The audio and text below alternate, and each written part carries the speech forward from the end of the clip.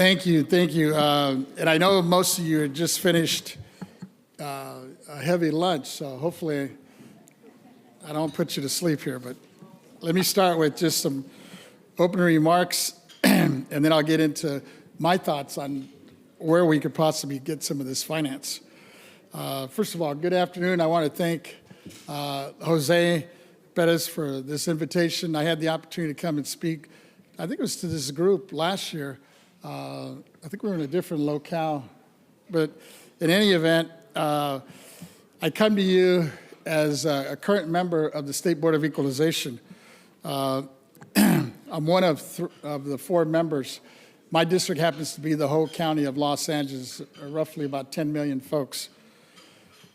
But today, I want to take a little opportunity to talk about, not about how to tax it, energy, but how do we invest in it?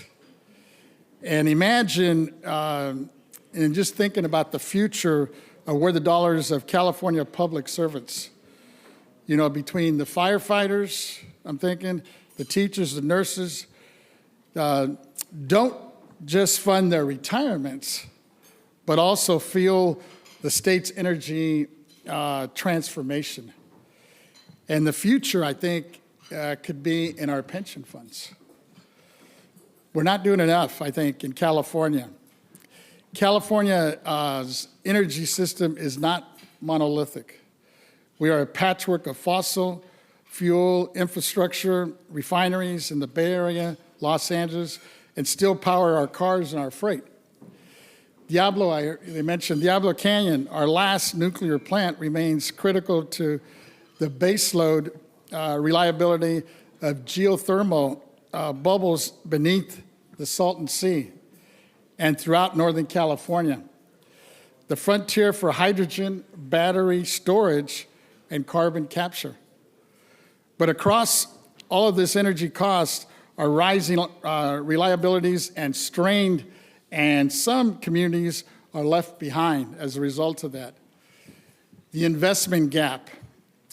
To build a clean, resilient, and just energy system, California needs $30 to $50 billion per year in new capital. Transmission lines, offshore wind, ports, clean hydrogen hubs, and solar storage for schools. But traditional funding isn't enough. Federal dollars are limited. Ratepayers' fatigue is real. Private capital can't do it all. So here's a bold question for you. What if we took CalPERS and CalSTRS? I don't know if you know this, but CalPERS and CalSTRS, I think, is the largest educational pension fund in the world. CalPERS is right up there. Between those two, it's almost $1 trillion. Yet, the state of California, in the last 20, 30 years, they're investing less than 2% of that in California. It all leaves the state and, in many cases, the country. But I ask you, how much of that capital can we bring back? Imagine if we just brought 2% of that earmarked for energy towards California-based innovative and emerging projects on energy. And I put this in 5 investment categories: affordability, safety, reliability, resilience, and equity. When you think about affordability, I'm thinking about projects that reduce energy bills over time, such as distributed solar and efficiency programs. Safety, undergrounding power lines, upgrading aging infrastructure to prevent wildfires. You know, I'm in LA, we just experienced some of the worst disasters because of, some are saying in the Altadena, Pasadena was because of Edison, a spark. We're still doing the whole investigation. But at the end of the day, imagine if we were able to run those lines underground, and I know that's very expensive. When I talk about equity of all communities, we must ensure all Californians, Hispanic, white, Asian, Native Americans, blacks, in urban and rural communities are not left or not put in the last of the line, but first in opportunity investments for the frameworks. They should include equity matrix to assure fairness for all, transparent reporting, and partnerships with local leaders, schools, and workforce, the pipeline. So my call to action would be, let's form a group of CalPERS, CalSTRS, trustees, state regulators, developers, legislators, community advocates, and let's explore a framework that aligns the fiduciary duties with climate goals and public benefit. One of the things that I think is very controversial, and I think we should really look at it, is make sure that we're including all forms of energy.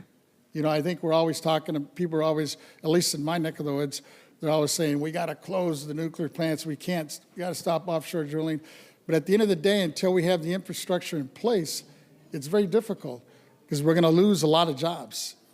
The infrastructure isn't in place, I don't think, to make that transition today.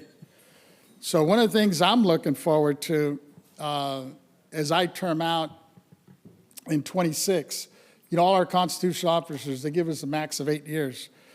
One of the things I'm looking to do is to look at the treasurer's race.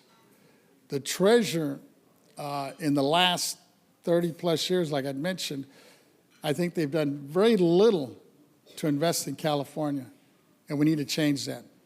And when I'm talking to people, not only in the energy circles, but in housing, in education, they would love to be able to tap into those, especially those two large pension funds, CalPERS and CalSTRS, and we're not doing enough.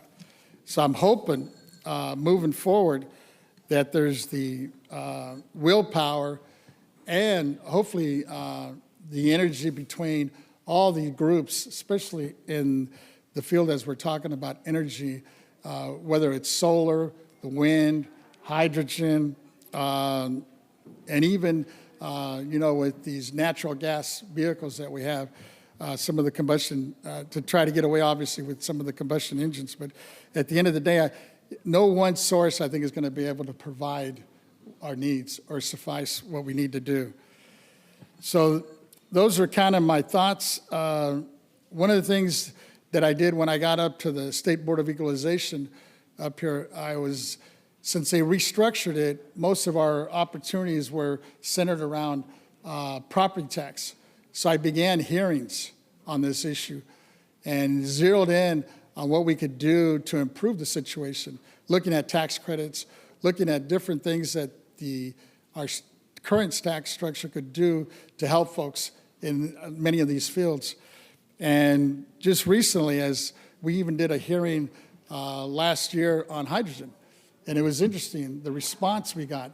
And Omar and some of these folks actually came and testified at our board meeting. And I was just appalled, but also felt real good about some of the synergy and the willingness to come together and create these partnerships with these new entities. So I'm hoping with your participation, because many of you are the experts in these fields, to me this is kind of a new area, but I'm actually looking at more of the finances, what we can do on our end, on the government side, to do a better job of investing in this in the future. And I think we need to, the government, especially up here in Sacramento, needs to do a better job of putting their resources and investing in California. You know, we keep hearing we're the 4th largest economy in the world.